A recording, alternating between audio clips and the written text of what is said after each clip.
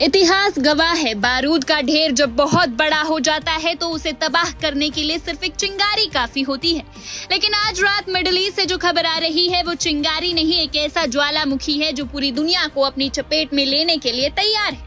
क्या हम तीसरे विश्व युद्ध की दहलीज पर खड़े हैं? क्या अब ये लड़ाई सिर्फ इजराइल, ईरान और अमेरिका तक सीमित नहीं रही? जी हाँ, आज रात मिडिल ईस्ट अपने इतिहास के सबसे खतरनाक दौर में पहुंच चुका है, क्योंकि जंग का दायरा अब उस मुल्क तक फैल गया है जो अब तक खुद को इस आग से बचाए हुए था। बड़ी खबर ये है कि ईरान ने संयुक्त अरब अमीरात यानी यूएई पर सीधे मिसाइल दाग दी है। ये इस पूरे संघर्ष का सबसे गंभीर मोड़ है। जो यूएई अब तक इस पूरी जंग में पर्दे के पीछे था, आज वो सीधे ईरान के निशाने पर आ चुका है। ईरानी सरकारी मीडिया के हवाले से जो खबरें आ रही है वो बेहद चौंकाने वाली हैं। ईरान का दावा है कि उसकी एरोस्पेस फोर्स ने यूएई के सबसे महत्वपूर्ण और सबसे सुरक्षित सैन्य ठिकानों में से एक अल सफरान एयरबेस पर सीधा हमला किया है। आइए आपको समझाते हैं कि ये अल सफरान एयरबेस आखिर है कहाँ और ईरान ने इसे ही क्यों चुना। अबू धाबी के ठीक दक्षिण पश्चिम में स्थित ये एयरबेस यूएई की रीढ़ की हड्डी माना जाता है। पूरे खाड़ी क्षेत्र में होने वाले हवाई ऑपरेशंस का ये बहुत बड़ा केंद्र है। तेहरान का दावा है कि उन्होंने इस एयरबेस के विमान हैंगरों को, जहां लड़ाकू विमान खड़े होते हैं, एक बार नहीं बल्कि 2 बार निशाना बना। ईरान के मुताबिक इस हमले में उन हैंगरों को तबाह कर दिया गया है जहां खतरनाक मिराज 2000 फाइटर जेट्स और चीन के बने विंग लूंग कॉम्बैट ड्रोन तैनात थे। अब सवाल उठता है कि ईरान ने यूएई पर यह हमला किया क्यों? ईरान का आरोप है कि यूएई सिर्फ तमाशा नहीं देख रहा था, बल्कि वो ईरान के खिलाफ होने वाले सैन्य अभियानों में सीधे तौर पर शामिल था। ईरान ने खुलकर आरोप लगाया है कि उसके तटीय शहर यानी आइलैंड सिटीज बंदर अब्बास और रणनीतिक रूप से बेहद खास लावान तेल रिफाइनरी पर जो पिछले दिनों में हमले हुए थे उसमें यूएई का हाथ था। उसने अमेरिका की मदद की थी। और ईरान के अधिकारियों का कहना है कि यूएई पर यह हमला दागना कोई आक्रामकता नहीं बल्कि एक प्रोपोर्शनल रिस्पांस है। इस वक्त सोशल मीडिया पर कई वीडियो तैर रहे हैं। दावा किया जा रहा है कि ये वीडियो अल सफरान एयरबेस के अंदर के हैं, जहां भीषण विस्फोट और आग की लपटें साफ देखी जा सकती है। हालांकि हम इन वीडियो की स्वतंत्र पुष्टि नहीं करते हैं, क्योंकि स्वतंत्र स्रोतों से इसकी जांच अभी बाकी है। दूसरी तरफ यूएई की सरकार ने अभी तक इस बात का खुलासा नहीं किया है कि उन्हें कितना नुकसान हुआ है। किसी के हाथाहाथ होने या जान माल के नुकसान की भी कोई आधिकारिक पुष्टि अबू धाबी से नहीं आई। लेकिन स्थानीय रिपोर्ट्स ये साफ कह रही हैं कि हमले के वक्त यूएई के एयर डिफेंस सिस्टम पूरी तरह एक्टिव थे। आसमान मिसाइलों को रोकने वाली इंटरसेप्टर गन से गूंज रहा था। ये बात समझना बहुत जरूरी है कि ये हमला सिर्फ एक देश का दूसरे देश पर हमला नहीं है। ये खेल को पूरी तरह बदलने वाली घटना यानी कि गेम चेंजर है। क्यों? क्योंकि अब तक यूएई इस जंग की सीधी आंच से बचा हुआ है। हालांकि अतीत में ईरान समर्थित यमनी हुतियों से उसे धमकियां जरूर मिली थी, लेकिन ईरान की धरती से यूएई की धरती पर यह हमला सीधा हमला है। रक्षा विशेषज्ञों का मानना है कि इसके परिणाम भयंकर हो सकते हैं। यूएई भले ही सामने आकर कुछ ना कहता हो, लेकिन वो अमेरिका और पश्चिमी देशों का बहुत करीबी सहयोगी है। खुफिया जानकारियां साझा करना हो, अमेरिकी सेना के साजो सामान को पनाह देनी हो या रणनीतिक तालमेल बिठाना हो, अल सफरान एयरबेस इन सब का गढ़ रहा है। ईरान ने इस गढ़ पर हमला करके साफ संदेश दे दिया है कि जो भी अमेरिका या इजराइल का साथ देगा उसे इसकी भारी कीमत चुकानी होगी। इस तनाव की कड़ियों को जोड़कर देखिए। कुछ ही दिन पहले अमेरिका ने ईरान के रडार ठिकानों और ड्रोन कमांड सेंटरों को निशाना बनाया था। इसके जवाब में ईरान ने कुवैत में मौजूद अमेरिकी सैन्य ठिकाने, खासकर अली अल सलेम एयरबेस पर मिसाइलें बरसा दी। और अब कुवैत के बाद यूएई भी इस बारूद के खेल में सीधे खींच लिया गया है। एक तरफ पर्दे के पीछे कूटनीति चल रही है। ओमान और अन्य देशों के जरिए वॉशिंगटन और तेहरान के बीच सीक्रेट बातचीत की खबरें भी आती है, लेकिन हर एक नया मिसाइल धमाका शांति की इन कोशिशों पर पानी फेर देता है। आज इस हमले के बाद पूरे खाड़ी क्षेत्र में हाई अलर्ट घोषित कर दिया गया है। कई पड़ोसी देशों ने अपनी सेनाओं को स्टैंड बाय मोड पर रख दिया है और इसका असर सिर्फ मिडिल ईस्ट पर नहीं, आपकी और हमारी जेब पर भी पड़ने वाला है। दुनिया के सबसे महत्वपूर्ण समुद्री व्यापारिक मार्ग और तेल रिफाइनरियां इसी इलाके में हैं। अगर यह अस्थिरता जरा भी बढ़ी तो दुनिया भर के शेयर बाजार और तेल के बाजार में वो भूचाल आएगा जिसे संभालना नामुमकिन होगा। आज पूरी रात दुनिया की नजरें अबू धाबी पर टिकी है। सवाल बड़े हैं और बेहद डरावने भी। क्या संयुक्त अरब अमीरात इस सीधे हमले का सैन्य जवाब देगा? क्या अमेरिका अपने दोस्तों को बचाने के लिए इस युद्ध में सीधी अपनी सेना उतारेगा, या फिर विनाश के इस मोड़ पर आकर भी कूटनीति इस महायुद्ध को रोक पाएगी? फैसला जो भी हो, लेकिन एक बात तय है, मिडिल ईस्ट की घड़ी में कयामत का वक्त यानी डूम्सडे क्लॉक अब बहुत करीब आ चुका है। फिलहाल इस खबर में बस इतना ही। इस महासंकट की हर छोटी बड़ी खबर हम आप तक पहुंचाते रहेंगे। आप देखते रहिए वन इंडिया हिंदी। सबसे पहले आप हमारे दर्शकों को MQ-1 ड्रोन के बारे में थोड़ा बता दीजिए। इसको मार पाना का इतना आसान है, गिरा पाना? और ईरान युद्ध के बीच में या पहले से लगातार वो अपनी टेक्नोलॉजी पर काम कर रहा है, नए नए हथियारों को विकसित कर रहा है, जरा उसके बारे में भी बताइए। कौन सी ऐसी इनकी इकाई होती है जो लगातार इस पर भी काम कर रही है युद्ध के दौरान भी? हाँ वैभव जी, देखिए हो ये रहा है कि अमेरिका खास तौर से MQ-9 जो ड्रोन है उसको हर रोज हर रात भेज रहा है ईरान में। वो जाके टोही ड्रोन है, वो जाके इंफ्रारेड फोटो लेते हैं ईरान के टारगेट्स की, देखते हैं कि ईरान ने अपने लॉन्चर कहाँ कहाँ लगाए हुए हैं। और खास बात यह है कि अमेरिकन कमांडर्स अपना डेटा अपडेटेड रखते हैं कि ईरान के IRGC कहाँ पर अपनी मिसाइलों को छुपा रही है अंडरग्राउंड सुरंगों में। तो जब ये टोही विमान जाते हैं MQ-9, ये ऊंचाई पर उड़ते हैं, मीडियम लेवल पर उड़ते हैं, 30,000 फीट 40,000 फीट, और वहां से टोह लेते हैं, रिकनेसेंस करते हैं। इनकी स्पीड बहुत कम होती है, इनमें एक छोटा सा इंजन लगा होता है प्रोपेलर। स्पीड महज 300 किलोमीटर 400 किलोमीटर प्रति घंटे होती है। इनफैक्ट अगर ये थोड़ा नीचे आ जाते हैं कभी कभी, क्योंकि इनको अच्छी फोटो लेनी है, रेजोल्यूशन अच्छा चाहिए टारगेट एरिया का, तो वो 20,000 फीट तक नीचे आ जाते हैं, 10,000 फीट तक नीचे आ जाते हैं, तो उनकी आवाज भी इंजन की कान से सुनाई देती है। तो ईरान के पास बहुत सारे हथियार हैं, खासतौर से इफेक्टिव तो चाइनीज ने उनको HQ-9 दिया हुआ है, जो कि एक अच्छा ठीक ठाक एयर डिफेंस मिसाइल सिस्टम है। इससे इन्होंने MQ-9 मारे। S-300 रशिया ने दिए थे, तो उसका भी इस्तेमाल कर लेते हैं। भारत के पास S-400 है, इसी का जो प्रीवियस वर्जन है S-300। अब होता यह है कि ईरान ने अपने यहाँ पे भी एयर डिफेंस बनाए हुए हैं सिस्टम्स। वो बोलते हैं, अलग अलग नाम उन्होंने दिए हुए हैं,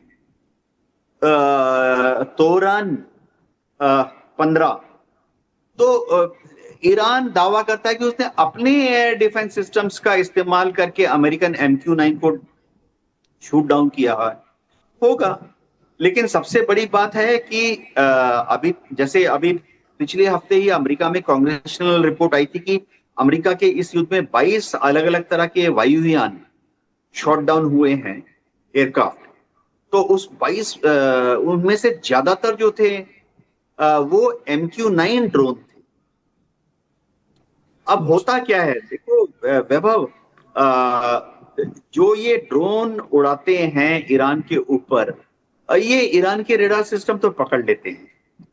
अब MQ-9 में एक जैमर लगा हुआ है जो कि कोशिश करता है कि S-300 को जैम कर दे, HQ-9 को जैम कर दे, ताकि उसकी जो इंटरसेप्टर मिसाइल है वो MQ-9 को शूट डाउन ना कर पाए। लेकिन ये कैट एंड माउस गेम है, कभी ये सक्सेसफुल हो जाता है, कभी वो सक्सेसफुल हो जाता है। तो MQ-9 बड़ी तादाद में गिर रहे हैं। वैसे मैं बता दूं, बहुत महंगे होते हैं MQ-9। एक MQ-9 की कीमत करीबन समझो 300 मिलियन डॉलर बताई जा रही है, यानी भारत के करेंसी में करीबन 300 करोड़ रुपए। तो अगर बड़ी तादाद में MQ-9 गिर रहे हैं तो अमेरिका के लिए भी चिंता का विषय है। वैसे इंसिडेंटली बता दूं कि यही MQ-9 रीपर विमान टोही जो है, इसको भारत भी 31 खरीद रहा है हमारी आर्मी नेवी एयरफोर्स के लिए। जी वैभव। बिल्कुल देवनाथ सर, अमेरिका के राष्ट्रपति, वहां के रक्षा मंत्री, वो तो बार बार दावा कर रहे हैं कि हमने तो ईरान की लगभग सुरक्षा प्रणालियों को ध्वस्त कर दिया है, वो अपना बचाव नहीं कर पाएंगे। फिर उनके पास हथियार बचे कैसे हैं? क्या वो लगातार अभी बना रहे हैं? उनकी वैज्ञानिक क्षमताओं से तो हर कोई वाकिफ है। हाँ वैभव, क्या ईरान फिर से अपनी मिसाइलों को बनाने में कामयाब हो रहा है? ईरान ये दावा करता रहा है कि उसके पास युद्ध के पहले से ही 4000 मिसाइलें थी। मैं लॉन्ग रेंज मिसाइल्स की बात कर रहा हूं, ऐसी मिसाइलें जो कि इजराइल तक चली जाएं। ईरान का दावा था कि वो उनके पास 4000 है। कुछ हद तक CIA और मोसाद ने भी इसी तरह के रिपोर्ट दिए थे। अब ईरान ये दावा करता है कि उन्होंने इनमें से महज कोई 1000 या 1200 के आसपास फायर किए हैं इजराइल की तरफ 40 दिन के युद्ध के दौरान, 1 मार्च से लेकर 8 अप्रैल तक। तो अगर ईरान का दावा सही है तो उनके पास अभी भी 2000 2500 ऐसी मिसाइलें बाकी हैं। दूसरी बात है कि ईरान ने अपनी मिसाइलों को फिर से बनाने के लिए जो अंडरग्राउंड सुरंगें हैं, उसमें ईरान बीच बीच में वीडियो दिखाता है कि उसने वहां पर पूरे ड्रोन सिटीज बनाए हुए हैं अंडरग्राउंड सुरंगों में। शहर के शहर पे उसने प्रोडक्शन फैसिलिटी लगाई हुई हैं। अब देखो वैभव, वो कितनी मिसाइलें बना रहे हैं, शायद थोड़ी बहुत बना रहे हैं, क्योंकि बहुत बड़ी तादाद में तो बना नहीं सकते, क्योंकि उनके जो स्पेयर पार्ट्स हैं ज्यादातर चाइना से आते थे, रशिया से आते थे। खासतौर से उसमें जो सॉलिड फ्यूल इंजन है, उसका जो सॉलिड फ्यूल है, वो तो ज्यादातर चाइना से आते थे। तो अब ईरान की एयर स्पेस पर तो अमेरिका का आधिपत्य है, तो कोई चाइनीज विमान आके स्पेयर पार्ट्स या सॉलिड फ्यूल डिलीवर नहीं कर सकता। इसी तरह से अरब सागर में या ओमान की खाड़ी में तो US नेवी का ही दबदबा है, तो कोई चाइनीज शिप अगर ईरान की तरफ बढ़ता है सॉलिड फ्यूल लेकर ईरानी मिसाइलों के लिए, तो अमेरिका की नेवी रोक देती है। कुछ बना रहे हैं। मैं बीच में आज से 15 दिन पहले एक जगह पर DRDO के साइंटिस्ट से मिला था जी। मैं कुछ भारत डायनामिक्स लिमिटेड के इंजीनियर से मिला था। वैसे बता दूं कि BDL भारत डायनामिक्स लिमिटेड ही भारत में पृथ्वी बनाती है, अग्नि मिसाइल बनाती है, ब्रह्मोस बनाती है। उनका कहना था कि ईरान के पास कुछ रेजिडुअल क्षमता अभी भी है, जरूरत पड़ने पर वो हर रोज 2-4 बड़ी वाली मिसाइल की बात कर रहा हूं बना सकते हैं, यानी हफ्ते में 10-20 बड़ी वाली मिसाइल बना सकते हैं। लेकिन उनकी प्रोडक्शन लाइन बहुत ज्यादा रेट ऑफ प्रोडक्शन नहीं है। जी वैभव। बिल्कुल देवनाथ सर, एक और खबर आई है, वो ईरान से ही है। ईरान की ओर से कहा गया है कि जो हमारी संपत्तियां जब्त की हुई हैं, पैसों को हमारे जो जब्त किया गया है, वो कोई बातचीत के जरिए हमें नहीं चाहिए, उस पर तो बातचीत हो ही नहीं सकती, वो तो हमें मिलना ही चाहिए। क्या आपको लगता है कि जो दोनों देशों के बीच में बात होती है कि एक अंतिम समझौता हो जाए, उसके बाद फिर ये छुटपुट जो घटनाएं हो रही ये भी बंद हो जाए, उस अंतिम समझौते के बीच में कौन कौन सी बातें रोना अटकाए हुए हैं? एक तो ईरान कह रहा है कि हमें हमारी संपत्ति वापस करो, मुआवजा भी दो हमें। ईरान की ओर से अभी और क्या क्या मांगे हो सकती हैं? और दूसरा जो आप कह रहे हैं कि वो लगातार अपनी मिसाइलों को बना भी सकता है, जिनसे आप मिले थे उन्होंने खुद ही ये बात कही है कि वो बड़ी वाली मिसाइलें भी बना सकता है, तो इसका मतलब वो भी युद्ध की तैयारियों में तो जुटा ही होगा।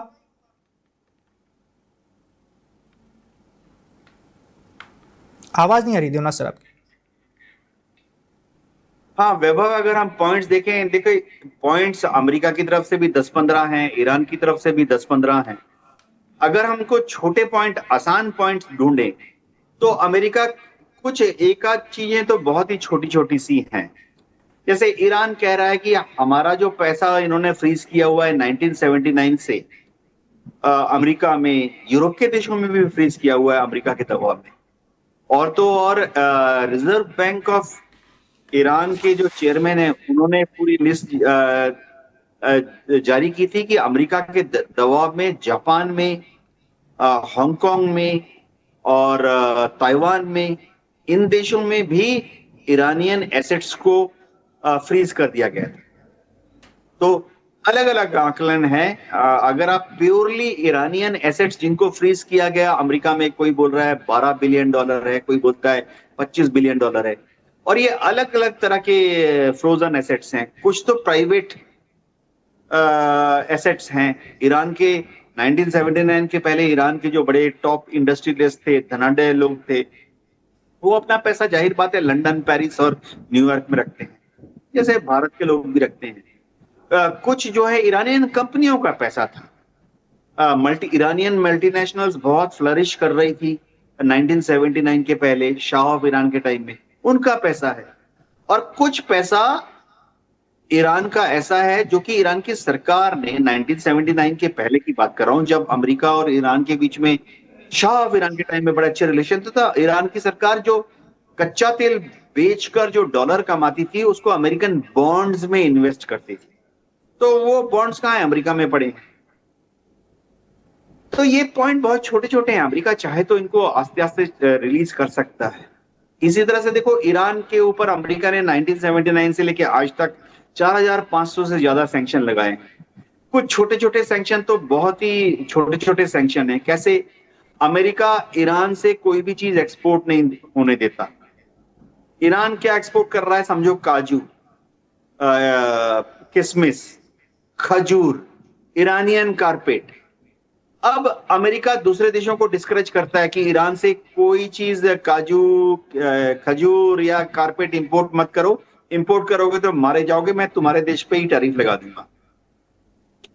बड़े बड़े भी सैंक्शन लगाए हुए हैं कि ईरान जो है कच्चा तेल अपना किसी को ना बेचे, क्योंकि ईरान की तो कमाई, सारे गल्फ देशों की कमाई कच्चा तेल एक्सपोर्ट करके ही आती है।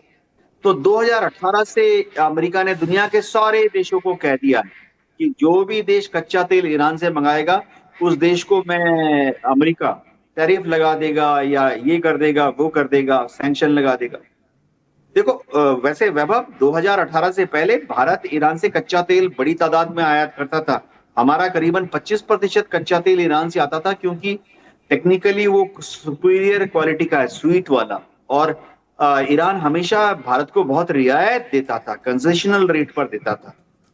लेकिन क्योंकि अमेरिका ने सैंक्शन लगा दिए तो हमने ईरान से कच्चा तेल लाना बंद कर दिया। तो ये छोटी छोटी मांगे अमेरिका बहुत इजीली मान सकता है। उसके बाद एक माहौल तैयार होगा, बड़ी चीज, कि ईरान 400 किलो संवर्धित यूरेनियम अमेरिका को दे। ये बहुत भयंकर रिक्वायरमेंट है, ईरान कभी नहीं मानेगा। इनके बारे में 6 महीने तक, अगले 1 साल तक बातचीत हो सकती है। क्या दुनिया सचमुच वर्ल्ड वॉर 3 की तरफ बढ़ चुकी है और ट्रम्प नेतन्याहू चाहते हैं कि ईरान यूएस इजराइल वॉर कभी भी खत्म ना हो? भले ही ट्रम्प कुछ भी कह रहे हो, लेकिन ईरान ने साफ साफ संदेश दे दिया है कि दुनिया तबाह हो जाएगी अगर इजराइल ने लेबनान पर अटैक नहीं रोका। ईरान ने अपनी रेड लाइन खींच डाली है और बोला, सीज फायर कराओ तभी होगी डील। इजराइल पीछे हटने को तैयार नहीं। हॉर्मुज पर बढ़ता तनाव दुनिया की अर्थव्यवस्था पर मंडरा रहा है। क्या यूएस ईरान डील टूटने की कगार पर है? क्या मिडिल ईस्ट में फिर भड़क सकती है बड़ी जंग और पूरी दुनिया इसमें जलने वाली है? नमस्कार, मैं हूं विशाखा शर्मा और आप देख रहे हैं वन इंडिया हिंदी। ईरान ने अमेरिका के सामने ऐसी शर्त रख दी है जिसने मिडिल ईस्ट की राजनीति में नया भूचाल ला दिया है। तेहरान ने साफ कह दिया है कि लेबनान के युद्ध विराम के बिना अमेरिका के साथ कोई अंतिम समझौता नहीं होगा। यानी ईरान सिर्फ अपने हितों की नहीं बल्कि लेबनान में चल रहे संघर्ष को भी किसी भी शांति समझौते का हिस्सा बनाना चाहता है। ईरानी विदेश मंत्री अब्बास अरागची का कहना है कि लेबनान में स्थायी सीज फायर किसी भी अंतिम युद्ध विराम समझौते का अभिन्न हिस्सा होना चाहिए। ऐसे समय में ये बयान सामने आया है जब अमेरिका और ईरान के बीच कई दौर की बातचीत चल रही है। दोनों देशों के बीच परमाणु कार्यक्रम, क्षेत्रीय सुरक्षा और समुद्री व्यापार को लेकर चर्चा जारी है। लेकिन लेबनान को लेकर ईरान के इस नए रुख ने समीकरण बदल दिए। दरअसल पिछले कुछ दिनों में इजराइल ने दक्षिणी लेबनान में अपने सैन्य अभियान तेज कर दिए हैं। इजरायली सेना का दावा है कि वे हिजबुल्लाह के ठिकानों को निशाना बना रही है। वहीं लेबनान और हिजबुल्लाह की ओर से भी जवाबी कार्रवाई की खबरें सामने आई हैं। सीमा पर लगातार बढ़ता तनाव पूरे क्षेत्र को अस्थिर बना रहा है। यही वजह है कि ईरान अब लेबनान के मुद्दे को अमेरिका के साथ होने वाली किसी भी डील से जोड़ रहा है। लेकिन मामला सिर्फ लेबनान तक सीमित नहीं है। इस संकट का सबसे बड़ा असर दुनिया की अर्थव्यवस्था पर भी पड़ सकता है, क्योंकि चर्चा का केंद्र बना हुआ है स्ट्रेट ऑफ हॉर्मुज। ये वही समुद्री मार्ग है जहां दुनिया के करीब 1/3 समुद्री तेल व्यापार की आवाजाही होती है। अगर यहाँ किसी का सैन्य तनाव बढ़ता है तो व्यापारिक जहाजों की आवाजाही प्रभावित होती है, तो इसका असर सीधे वैश्विक तेल कीमतों पर पड़ सकता है।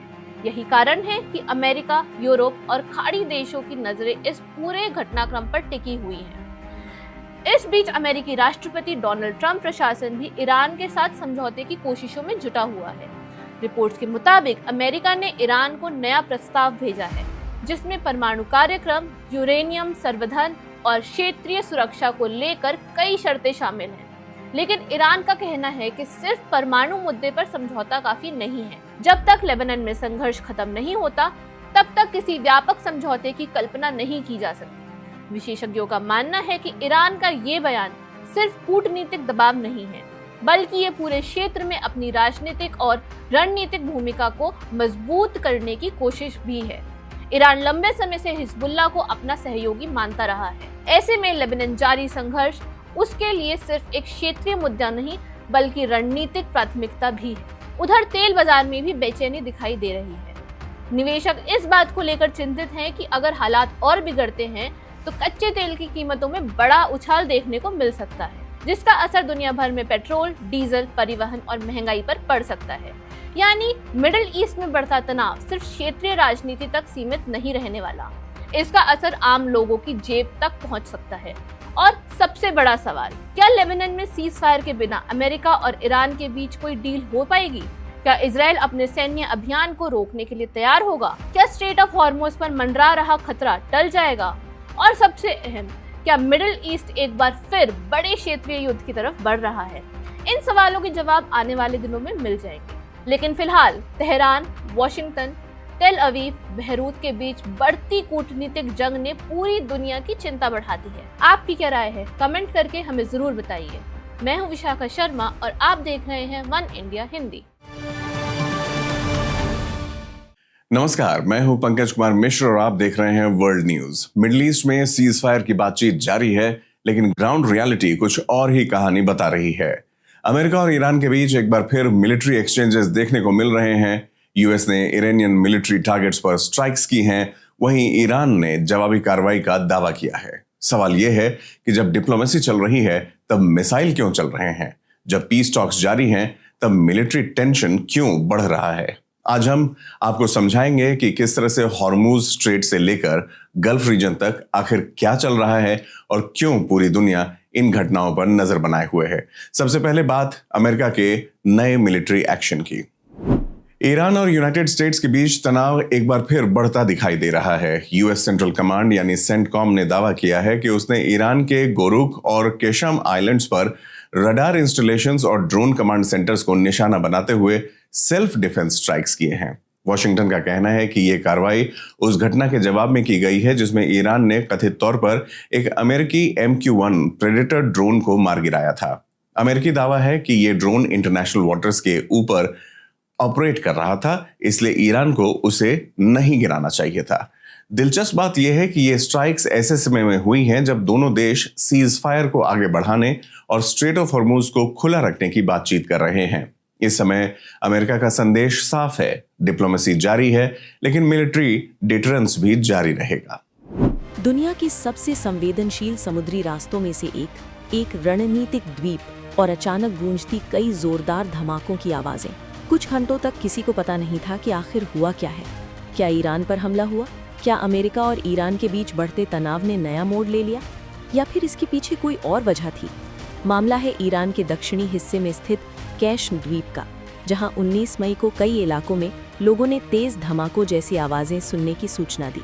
देखते ही देखते इन खबरों ने पूरे क्षेत्र में चिंता बढ़ा दी। सिर्फ कैशम द्वीप ही नहीं, बल्कि इसके सामने स्थित बंदर अब्बास शहर से भी ऐसी ही आवाजें सुनाई देने की रिपोर्ट सामने आई। स्थानीय लोगों ने बताया कि धमाके इतने तेज थे कि कई किलोमीटर दूर तक उनकी गूंज महसूस की गई। ईरान की मेहर न्यूज एजेंसी ने सबसे पहले इस खबर को रिपोर्ट किया, लेकिन शुरुआत में अधिकारियों की तरफ से कोई आधिकारिक बयान नहीं आया। न किसी हमले की पुष्टि हुई, न किसी हादसे की जानकारी दी गई। यही वजह थी कि अटकलों का दौर शुरू हो गया। दरअसल कैशम कोई साधारण द्वीप नहीं है। ये ईरान का सबसे बड़ा द्वीप है और दुनिया के सबसे महत्वपूर्ण समुद्री मार्गों में से एक हॉर्मुज जलडमरू मध्य के बीचों बीच स्थित है। यहीं से दुनिया के करीब 20% तेल व्यापार का आवागमन होता है। हर दिन हजारों करोड़ डॉलर का तेल और ऊर्जा संसाधन इसी समुद्री रास्ते से गुजरते हैं। ऐसे में इस इलाके में किसी भी असामान्य गतिविधि का असर सिर्फ ईरान तक सीमित नहीं रहता, बल्कि वैश्विक ऊर्जा बाजारों और अंतर्राष्ट्रीय राजनीति पर भी पड़ सकता है। मामले की गंभीरता इसलिए भी बढ़ गई क्योंकि इन दिनों अमेरिका और ईरान के बीच कई अहम मुद्दों पर बातचीत चल रही है। परमाणु कार्यक्रम, आर्थिक प्रतिबंध, जमे हुए विदेशी फंड और हॉर्मुज़ जलडमरू मध्य में नौवहन की सुरक्षा जैसे विषय चर्चा की केंद्र में है। ऐसे माहौल में जब कैश द्वीप पर अचानक धमाकों की खबर आई तो कई लोगों ने इसे संभावित सैन्य गतिविधि या सुरक्षा घटना से जोड़कर देखना शुरू कर दिया। हालांकि कुछ घंटों बाद तस्वीर साफ होने लगी। ईरानी सरकारी मीडिया और तस्नीम न्यूज एजेंसी ने स्थानीय अधिकारियों के हवाले से बताया कि ये धमाके किसी हमले का परिणाम नहीं थे। अधिकारियों के मुताबिक सुरक्षा एजेंसियों ने पुराने और निष्क्रिय दुश्मन के गोला बारूद को नियंत्रित तरीके से नष्ट करने का अभियान चलाया था। इन्हीं नियंत्रित विस्फोटों की वजह से तेज आवाजें सुनाई दी। बंदर अब्बास क्षेत्र में भी इसी तरह की कार्यवाही की पुष्टि की गई। अधिकारियों ने स्पष्ट किया कि इस घटना में किसी के घायल होने, किसी तरह के नुकसान या किसी विदेशी हमले की कोई जानकारी नहीं है। फिर भी सवाल पूरी तरह खत्म नहीं हुए हैं, क्योंकि इस संवेदनशील इलाके तक स्वतंत्र पहुंच बेहद सीमित है और हाल के हफ्तों में दक्षिणी ईरान के विभिन्न हिस्सों से इसी तरह की घटनाओं की खबरें सामने आती रही हैं। यही वजह है कि धमाकों और आधिकारिक स्पष्टीकरण के बीच का वो समय दुनिया भर के विश्लेषकों की नज़र में बेहद महत्वपूर्ण बन गया, क्योंकि जब मामला हॉर्मुज़ जलडमरू मध्य और ईरान जैसे रणनीतिक क्षेत्र का हो, तब कोई भी आवाज़, कोई भी धमाका और कोई भी गतिविधि सिर्फ स्थानीय घटना नहीं रह जाती, वो वैश्विक चिंता का विषय बन जाती है। अब बात ईरान के जवाबी कार्रवाई की। अमेरिका ने दावा किया है कि उसने ईरानियन मिलिट्री टारगेट्स पर स्ट्राइक्स की हैं। इसके कुछ ही समय बाद ईरान की रेवोल्यूशनरी गार्ड ने कहा कि उसने एक ऐसे एयरबेस को निशाना बनाया है जिसका इस्तेमाल अमेरिका ने सदर्न ईरान पर हमला करने के लिए किया था। हालांकि ईरान ने उस बेस का नाम सार्वजनिक नहीं किया, लेकिन क्षेत्रीय रिपोर्ट्स इसे कुवैत से जोड़कर देख रही हैं। कुवैत ने पुष्टि की है कि सोमवार सुबह मिसाइल और ड्रोन अटैक्स को इंटरसेप्ट किया गया था। साथ ही कुवैती फॉरेन मिनिस्ट्री ने कहा है कि देश अपनी सुरक्षा और क्षेत्रीय अखंडता की रक्षा के लिए सभी आवश्यक कदम उठाने का अधिकार रखता है। ये पहली बार नहीं है। अप्रैल में सीज फायर लागू होने के बाद भी दोनों देशों के बीच कई बार सीमित सैन्य हमले और जवाबी कार्रवाई देखी जा चुकी है। यानी ऑफिशियली सीज फायर मौजूद है, लेकिन प्रैक्टिकली कॉन्फ्लिक्ट पूरी तरह समाप्त नहीं हुआ है। यही वजह है कि एनालिस्ट इसे मैनेज्ड कॉन्फ्रंटेशन कह रहे हैं, जहां डिप्लोमेसी और मिलिट्री प्रेशर दोनों एक साथ चल रहे हैं। घड़ी की सुइयां टिक टिक कर रही है और इस वक्त जब आप अपने घरों में सुरक्षित बैठकर ये वीडियो देख रहे हैं, ठीक इसी सेकंड मिडिल ईस्ट के आसमान में रडार लॉक किए जा चुके हैं। लड़ाकू विमानों के आफ्टर बर्नर्स ऑन है। दुनिया के दो सबसे जिद्दी देश, एक सुपर पावर अमेरिका और दूसरा अपनी धुन का पक्का ईरान, इस वक्त एक दूसरे की छाती पर बंदूक ताने खड़े हैं। ये कोई रूटीन थ्रेट या गीदड़ भभकी नहीं है। वॉशिंगटन से लेकर तेहरान तक रेड लाइन को पैरों तले कुचल दिया गया है। ईरान ने वो दुस्साहस कर दिखाया है जिसकी कल्पना शायद पेंटागन ने भी नहीं की थी। कुवैत की धरती पर जहां अमेरिकी सेना का सबसे मजबूत किला है, वहां ईरान की मिसाइलें गिरी हैं। बात को घुमाते नहीं हैं, सीधे कड़वे सच पर आते हैं। ईरान की सबसे खूंखार और ताकतवर सेना IRGC ने डंके की चोट पर ऐलान किया है कि उन्होंने कुवैत में स्थित अमेरिका के सबसे रणनीतिक हवाई ठिकाने अली अल सलेम एयरबेस पर डायरेक्ट हिट किया है। यह हमला ईरान की एरोस्पेस फोर्स ने अपनी सबसे सटीक मिसाइलों से अंजाम दिया है। ईरान का कहना है कि ये कोई प्रोवोकेशन यानी उकसाव नहीं है, बल्कि एक शुद्ध रूप से रिटालिएशन है। एक ऐसा हमला जिसकी स्क्रिप्ट पिछले 48 घंटों में लिखी गई। तेहरान के सरकारी मीडिया का दावा है कि उनका मिशन 100% कामयाब रहा। निशाना बिल्कुल सटीक था। उन्होंने उसी बेस को मोटियामेट करने की कोशिश की है जहां से अमेरिकी लड़ाकू विमानों ने उड़ान भरकर ईरान की संप्रभुता को चुनौती दी थी। ईरान के जनरल ने जो बयान जारी किया है उसके शब्द नोट कर लीजिए। उन्होंने कहा है कि अगर व्हाइट हाउस ने दोबारा अपनी सीमा लांघी तो इस बार जो तबाही कुवैत में दिखी है वो अमेरिका के हर उस ठिकाने पर दिखेगी जहां उनका झंडा लहराता है। यानी सीधे शब्दों में कहे तो ईरान ने अमेरिका को चेकमेट करने की चुनौती दे दी है। लेकिन कोई भी मुल्क सुबह उठकर अचानक मिसाइलें नहीं दागता। इस बारूद के ढेर से पहले चिंगारी किसने लगाई, इसके लिए हमें फ्लैशबैक में जाना होगा। ठीक 36 घंटे पहले यानी 31 मई को अमेरिकी वायुसेना ने दुनिया के सबसे सेंसिटिव और सबसे बिजी समुद्री रास्ते स्ट्रेट ऑफ हॉर्मुज के पास बने ईरान के 2 द्वीपों गोरुक और केश्म पर भीषण हवाई हमले किए थे। अमेरिका का दावा था कि ईरान यहां से ड्रोन ऑपरेट करता है और उसके रडार सिस्टम अमेरिकी जहाजों पर नजर रख रहे थे। अमेरिकी सेंट्रल कमांड यानी सेंटकॉम ने इसे एक डिफेंसिव एक्शन यानी आत्मरक्षा में उठाया गया कदम बताया। लेकिन यहाँ गेम बदल गया। ईरान का आरोप है कि अमेरिका ने सिर्फ मिलिट्री बेस पर हमला नहीं किया, अमेरिकी बमों ने हॉर्मुज़गान प्रांत के सिरिक द्वीप पर मौजूद एक सिविलियन टेलीकम्युनिकेशन टावर को भी उड़ा दिया। ईरान ने कहा कि ये आम नागरिकों का इंफ्रास्ट्रक्चर था और जैसे ही अमेरिका ने इस नागरिक ढांचे पर बम गिराए, ईरान के लिए लक्ष्मण रेखा पार हो गई। इसी सिविलियन डैमेज का हिसाब चुकता करने के लिए ईरान ने कुवैत में अमेरिकी बेस को निशाना बनाया।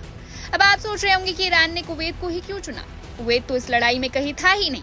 तो बात ऐसी है कि अली अल सलेम एयरबेस कोई मामूली एयर स्ट्रिप नहीं है।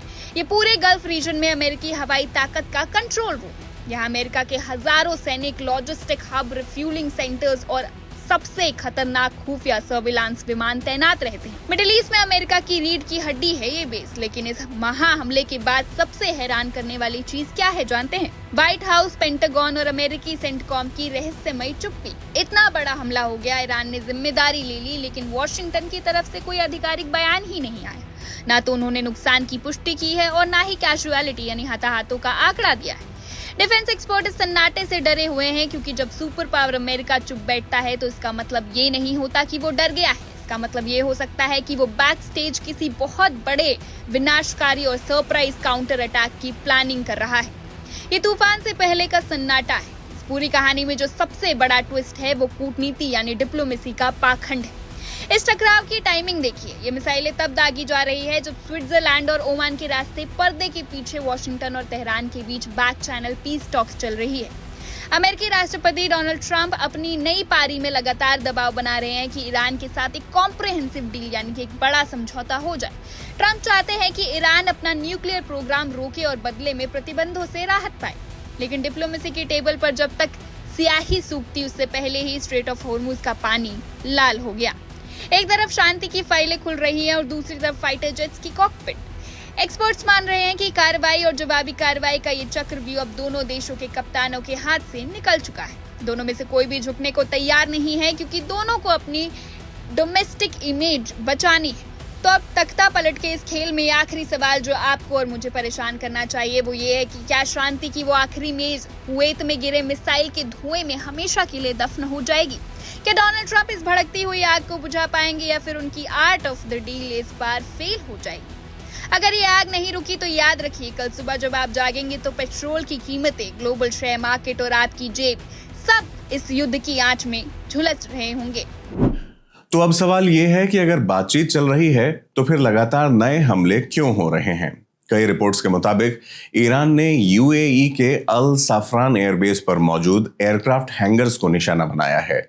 माना जाता है कि इस फैसिलिटी का इस्तेमाल मिराज 2000 फाइटर्स, जेट्स और Chinese made wing Loong drones के लिए किया जाता रहा है।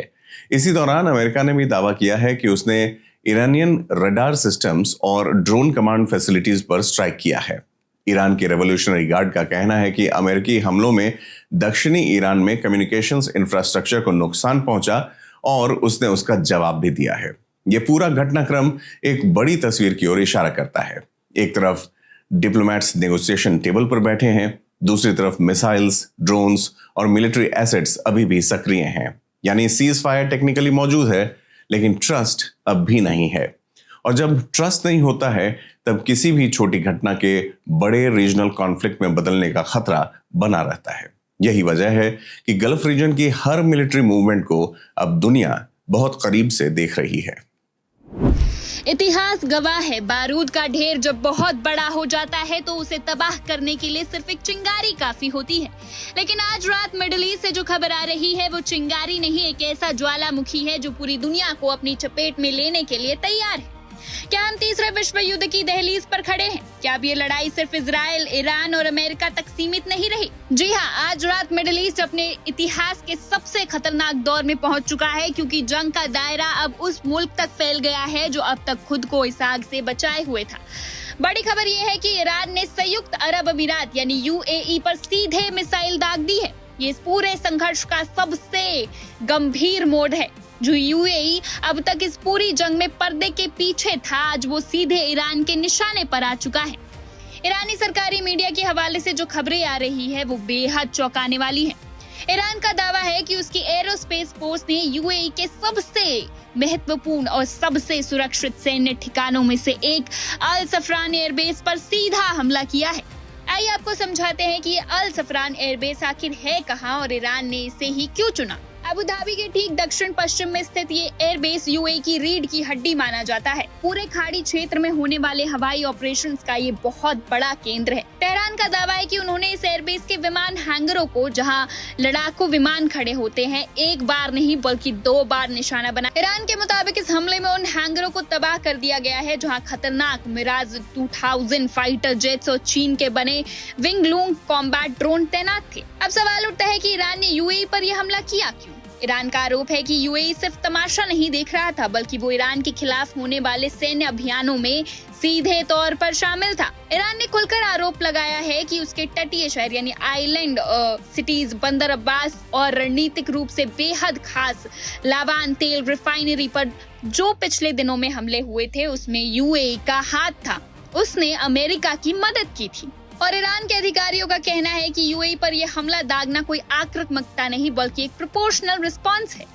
इस वक्त सोशल मीडिया पर कई वीडियो तैर रहे हैं। दावा किया जा रहा है कि ये वीडियो अल सफरान एयरबेस के अंदर के हैं, जहां भीषण विस्फोट और आग की लपटें साफ देखी जा सकती है। हालांकि हम इन वीडियो की स्वतंत्र पुष्टि नहीं करते हैं, क्योंकि स्वतंत्र स्रोतों से इसकी जांच अभी बाकी है। दूसरी तरफ यूएई की सरकार ने अभी तक इस बात का खुलासा नहीं किया है कि उन्हें कितना नुकसान हुआ है। किसी के हाथाहाथ होने या जान माल के नुकसान की भी कोई आधिकारिक पुष्टि अबू धाबी से नहीं आई। लेकिन स्थानीय रिपोर्ट्स ये साफ कह रहे हैं कि हमले के वक्त यूएई के एयर डिफेंस सिस्टम पूरी तरह एक्टिव थे। आसमान मिसाइलों को रोकने वाली इंटरसेप्टर गन से गूंज रहा था। ये बात समझना बहुत जरूरी है कि ये हमला सिर्फ एक देश का दूसरे देश पर हमला नहीं है। ये खेल को पूरी तरह बदलने वाली घटना यानी कि गेम चेंजर है। क्यों? क्योंकि अब तक यूएई इस जंग की सीधी आंच से बचा हुआ है। हालांकि अतीत में ईरान समर्थित यमनी हुतियों से उसे धमकियां जरूर मिली थी, लेकिन ईरान की धरती से यूएई की धरती पर यह हमला सीधा हमला है। रक्षा विशेषज्ञों का मानना है कि इसके परिणाम भयंकर हो सकते हैं। यूएई भले ही सामने आकर कुछ ना कहता हो, लेकिन वो अमेरिका और पश्चिमी देशों का बहुत करीबी सहयोगी है। खुफिया जानकारियां साझा करना हो, अमेरिकी सेना के साजो सामान को पनाह देनी हो या रणनीतिक तालमेल बिठाना हो, अल सफरान एयरबेस इन सब का गढ़ रहा है।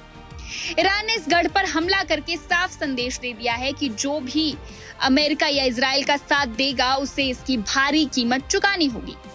इस तनाव की कड़ियों को जोड़कर देखिए। कुछ ही दिन पहले अमेरिका ने ईरान के रडार ठिकानों और ड्रोन कमांड सेंटरों को निशाना बनाया था। इसके जवाब में ईरान ने कुवैत में मौजूद अमेरिकी सैन्य ठिकाने, खासकर अली अल सलेम एयरबेस पर मिसाइलें बरसा दी। और अब कुवैत के बाद यूएई भी इस बारूद के खेल में सीधे खींच लिया गया है। एक तरफ पर्दे के पीछे कूटनीति चल रही है।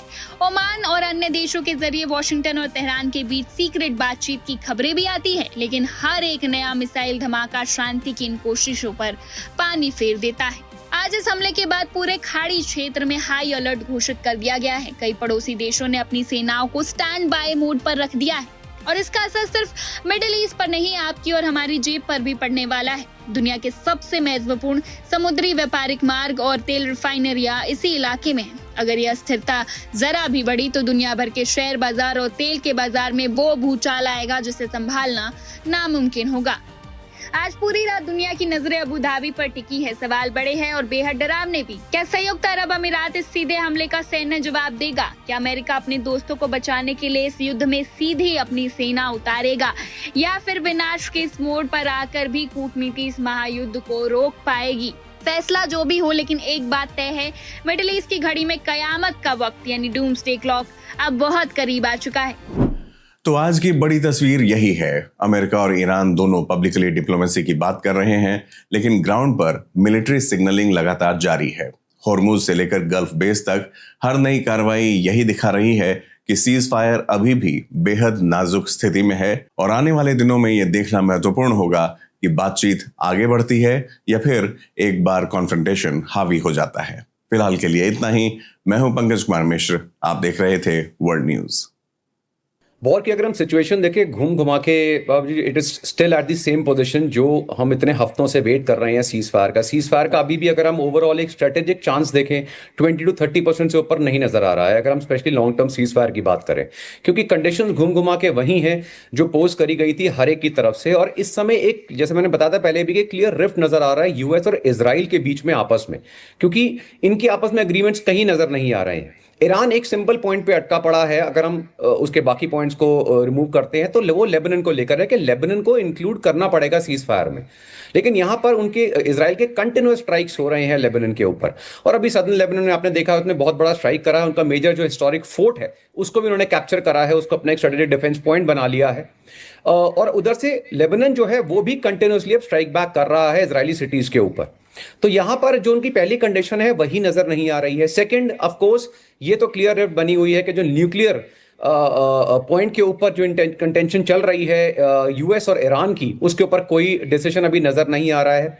क्योंकि हॉर्मूज की अगर हम बात कर रहे हैं तो हॉर्मूज अगर वो खोलेंगे तो ईरान की सिंपल सी कंडीशन है कि आप मेरे पे सैंक्शंस इमीडिएटली रिमूव करिए, लॉन्ग टर्म के लिए मुझे श्योरिटी दीजिए, और न्यूक्लियर प्रोग्राम का जो पॉइंट है वो नहीं आना चाहिए। और यहां पर जो प्रेसिडेंट ट्रंप है वो एग्री करने के लिए तैयार नहीं है, और इजराइल तो कहीं से भी तैयार नहीं है, क्योंकि इजराइल का तो पहला क्वेश्चन ही आता है कि ना तो मैं लेबनान पे अटैक्स रोकूंगा और न्यूक्लियर के किसी भी पॉइंट के ऊपर मैं एग्री नहीं करूंगा। अगर हम वेपन्स की बात करते हैं, देखिए अभी सबसे चीज आती है कि जो ईरान है उसके पास वेपन की जो स्टॉक पाइल है, इसको ऑलरेडी यूएस और इजराइल ने काफी अंडर एस्टिमेट किया था जब ये वॉर स्टार्ट भी हुई थी। लेकिन आज की डेट में भी देखा जाए तो मोर देन 50% जो मिसाइल इनका स्टॉक पाइल है, मोर देन 50% जो इनका ड्रोन स्टॉक पाइल है, वो अभी भी वैसा का वैसा है। और उसके पीछे रीजंस हैं। जब यूएस ने करंट एपिक फ्यूरी में जो डिस्ट्रक्शन करी है, इनको लगा था कि हमने इनकी जो मिसाइल साइट्स हैं उनको टारगेट करा है, हमने इनके जो ड्रोन मैन्युफैक्चरिंग यूनिट्स हैं उनको टारगेट करा है, इससे इनकी मैन्युफैक्चरिंग कैपेबिलिटी खत्म हो गई है। लेकिन ये बहुत बड़ी गलतफहमी है, क्योंकि जिस तरह से डिसेंट्रलाइज कमांड के बेस पर ईरान आईआरजीसी काम कर रही है, उसी तरह से इनकी जो ड्रोन की मैन्युफैक्चरिंग है वो भी डिसेंट्रलाइज तरीके से ही होती है। और अलग अलग जगह से पार्ट्स आते हैं, जहां पर चाइना एक बहुत बड़ा रोल प्ले करता है, जिसकी तरफ से कंटिन्यूअस सप्लाई चल रहा है। इलेक्ट्रॉनिक एंड कम्युनिकेशन इक्विपमेंट्स का, सेमीकंडक्टर्स का, सबका सप्लाई कंटिन्यूअस है। इनकी जो मिसाइल साइट्स हैं, जो इनके अंडरग्राउंड बंकर्स हैं जहां पर ये ड्रोन और मिसाइल्स को मैन्युफैक्चर करते हैं, वो जनरली माउंटेन्स की जो रेंजेस हैं उनके नीचे हैं। अब यूएस और इजराइल की स्ट्राइक्स के अकॉर्डिंग जो उनकी रिपोर्ट्स हैं, उन्होंने बताया कि भाई हमने इनकी जो एंट्री पॉइंट्स हैं उन पे स्ट्राइक करा था और इनके एंट्री पॉइंट्स को हमने ब्लॉक कर दिया है, तो जिससे ये बाहर नहीं आ सकते। लेकिन अभी कुछ दिन पहले सैटेलाइट इमेजेस में क्लियर आया है कि वहां के जो जेसीबीज हैं, ट्रक्स हैं, वो उस जगह को ओपन कर रहे हैं, और reportedly more than 50 gates open हो चुके हैं। दोबारा से ड्रोन्स की मैन्युफैक्चरिंग जो है वो उसी स्पीड से चल रही है। ऑन दी अदर हैंड, अगर हम यूएस की बात करें तो currently US is lost more than 423 individual dead और वुंडेड। इसके साथ साथ जो उनका ओवरऑल बिलियन डॉलर्स का लॉस है, मोर देन 42 प्लस एयरक्राफ्ट, अगर आप ड्रोन्स जो करंट उनके लूज हो रहे हैं तो ये नंबर और बढ़ रहा है। और जो टोमाहॉक की कॉस्ट, जिस तरह हमने पहले भी देखा था कि मेन प्रॉब्लम आ रही है, जो फाइनेंशियल डिफरेंस आ रहा है in terms of weapons used, जहां ड्रोन 30 से $40,000 का है, वहां पर एक टोमाहॉक मिसाइल $2 मिलियन की है। अब इन्फ्लेशन के बाद वही टोमाहॉक मिसाइल मैन्युफैक्चरिंग में इनको $3.5 से $4 मिलियन की पड़ रही है। तो ये कह रहे हैं कि ओवरऑल लॉन्ग टर्म में जिस तरह से स्टॉक पाइल बहुत बुरी तरह डेप्रिशिएट हुआ है, तभी आपने देखा कि यूएस ने यूक्रेन से भी एक स्टेप पीछे ले लिया, तो उनका जो स्टॉक पाइल है वो डेप्रिशिएट हो रहा है। अगर यूएस जैसी कंट्री का स्टॉक पाइल इतनी तेजी से डेप्रिशिएट होता है तो चलिए फाइनेंशियली तो हिट होगा, लेकिन जो उनके मेजर एडवर्सरीज हैं, चाइना है, रशिया है, पूरे वर्ल्ड में, उनकी अगेंस्ट वो लोअर स्टॉक पाइल मेंटेन करने का खतरा नहीं ले सकता। तो कहीं ना कहीं एक, जिस तरह जब मैं सीज फायर की बात कर रहा हूं, ईरान अपनी प्रॉब्लम से जूझ रहा है, जबरदस्त डिस्ट्रक्शंस हो रखी हैं, बहुत ज्यादा डैमेज हो रहा है, लेकिन ईरान के लिए शुरू से ही सर्वाइवल की स्थिति है ये। लेकिन यूएस के लिए अब ये स्थिति इन्फ्लेशन की, lower stock pile of weapons की, ओवरऑल कॉस्ट की, ये बढ़ती जा रही है। और यूएस में भी इन्फ्लेशन जो है वो बढ़ रहा है। $5 पर बैरल का जो गैसोलीन का रेट है वो पहुंच गया है, बिकॉज हॉर्मुज की ओपनिंग का कोई अभी चांस नजर नहीं आ रहा है। तो अगर हम ड्रोन्स की बात करें तो चाहे इनके शायद ड्रोन्स हो, इनकी लॉन्ग रेंज मिसाइल कैपेबिलिटीज हो ईरान की, इनके पास अभी 50% से ऊपर ये इंटैक्ट पड़ी हैं, और ये उसको रीबिल्ड बहुत जल्दी कर सकते हैं। इनके पास ये कैपेबिलिटी है, बहुत फास्टर रीबिल्डिंग है। बिल्कुल। आखिरी के 2 सवाल हैं, आप दोनों मेहमानों से इनका जवाब लेना चाहूंगा। देवनाथ सर के पास चलते हैं, उसके बाद फिर आपके पास आएंगे। देवनाथ सर, अभी जैसा कि अक्षय जी ने बताया कि अमेरिका और इजराइल के बीच में तनाव वाली स्थिति दिख रही है, दोनों वो एक मुद्दे पर सहमत नहीं है, खासकर इस युद्ध को लेकर, लेबनान में जो कुछ हो रहा है उसको लेकर। अगर हम इतिहास में झांक कर देखने की कोशिश करें तो क्या कभी पहले भी ऐसी स्थिति आई है जब दोनों देशों के रिश्तों में बहुत खटास आई हो, और फिर उस स्थिति का सामना कैसे किया था? अभी क्या हो सकता है आगे? नेतन्याहू झुकेंगे या ट्रंप को बात माननी पड़ेगी नेतन्याहू को? हाँ वैभव, देखो अमेरिका के बीच में और ईरान के बीच में माहौल तो टेंशन वाला 1979 से लगातार चला आ रहा है, उसके पहले भी चला आ रहा था। जब तक शाह ऑफ ईरान थे 1979 सर, में। मेरा सवाल अमेरिका और इजराइल को लेकर था सर। अच्छा, अमेरिका और इजराइल के बीच में कोई टेंशन नहीं है, ये तो माँ बेटे और भाई बहन के बीच में जो प्यार भरी तरकार है वो है। अमेरिका इजराइल के साथ खून माफ। अमेरिका कुछ भी हो जाए इजराइल का साथ नहीं छोड़ेगा, क्योंकि अमेरिका के लिए इजराइल एक अनसिंकेबल एयरक्राफ्ट कैरियर है, जिससे कि वो प्राय फ्री में पूरे पश्चिम एशिया पर, गल्फ कंट्रीज पर कंट्रोल रख सकता है, इस तरफ सुएज कैनाल से लेकर इस तरफ ईरान तक। आखिरी विकेट बची हुई है ईरान को भी अमेरिका इजराइल की मदद से गिरा देगा। तो इजराइल अमेरिका का मनचाहा क्या कहते हैं, मित्र है, पुत्र है। जी बिल्कुल। एक आखिरी सवाल और है सर, देवनाथ सर, उसके बाद फिर हम अक्षय जी के पास चलते हैं। जैसा कि अभी अक्षय चोपड़ा जी को सुनने के बाद मुझे समझ में आया कि अमेरिका खुद नहीं चाह रहा होगा कि युद्ध आगे बढ़े, महंगाई का सामना वो खुद कर रहा है, आर्थिक दिक्कतें उसके सामने भी हैं, उसके बाद हथियारों के जखीरे में भी काफी कमी आई है, यूक्रेन से हाथ पीछे खींचने पड़े हैं। आपको क्या लगता है अभी ट्रंप प्रशासन क्या सोच रहा होगा? क्या ये सब झेलने के बावजूद वो युद्ध में फिर से जाना चाहेंगे? हाँ वैभव, अभी डोनाल्ड ट्रंप के ऊपर जो प्रेशर आ रहा है वो पॉलिटिकल प्रेशर आ रहा है, अपनी पार्टी से ही आ रहा है। मिड टर्म इलेक्शन है, उनका रिपब्लिकन पार्टी का और डेमोक्रेट्स का दांत एक साथ कोई खास फर्क है नहीं। कांग्रेस में, सेनेट में कोई रिपब्लिकन पार्टी के कितने 5 या 7 सेनेटर ज्यादा हैं। तो मिड टर्म इलेक्शन जब नवंबर में होंगे, उसमें अगर डेमोक्रेट्स कोई 5 या 7 सीटें ज्यादा जीत जाते हैं, यानी रिपब्लिकन से अगर 5 या 7 सीटें हार जाते हैं मिड टर्म इलेक्शन में, तो फिर डोनाल्ड ट्रंप ऐसे प्रेसिडेंट बन जाएंगे जहां पर कि प्रेसिडेंट तो डोनाल्ड ट्रंप होंगे। मैं उनके बाकी 2 या 3 साल का जो कार्यकाल बचा है उसकी बात कर रहा हूं कि डोनाल्ड ट्रंप भविष्य में प्रेसिडेंट तो होंगे, लेकिन कांग्रेस में और सेनेट में प्राधान्यता किसकी होगी? डेमोक्रेट्स की। तो टूथलेस वंडर बन जाएंगे। ऐसा अमेरिका के इतिहास में पहले हो चुका है। एक और चीज है, जेडी वांस को लॉन्च करने की कोशिश कर रहे हैं बतौर प्रेसिडेंशियल कैंडिडेट 2028 के प्रेसिडेंशियल इलेक्शन में। तो जेडी वांस अगर मिड टर्म इलेक्शंस में डेमोक्रेट्स ज्यादा जीत जाते हैं और रिपब्लिकन्स कम जीतते हैं, तो जेडी वांस का पॉलिटिकल कैरियर बतौर राष्ट्रपति शुरू होने के पहले ही खत्म हो गया। जी बिल्कुल। इन्हीं 2 आखिरी सवाल के साथ अक्षय जी के पास चलते हैं। अक्षय जी, हम अमेरिका इजराइल के रिश्तों पर बात कर रहे थे, आपने खुद ही बताया था, आगे क्या होगा और इस युद्ध का भविष्य कैसा हो सकता है? देखिए, मुझे सबसे बड़ी जो कंटेंशन नजर आ रही है वो यूएस और ईरान को लेकर नहीं आ रही है, वो मुझे इजराइल को लेकर आ रही है। शायद हम ये चीज भूल रहे हैं कि जो प्रेसिडेंट नेतन्याहू है वो जो सुपर स्पार्टा डॉक्ट्रिन है उसके ऊपर काम कर रहे हैं। इस डॉक्ट्रिन के अकॉर्डिंग अगले 10 सालों में इजराइल $110 बिलियन की इन्वेस्टमेंट करना चाहता है, सो दैट वो फॉरेन इक्विपमेंट के ऊपर डिपेंडेंट ना रहे और कंटिन्यूअस वॉर के लिए तैयार रहे।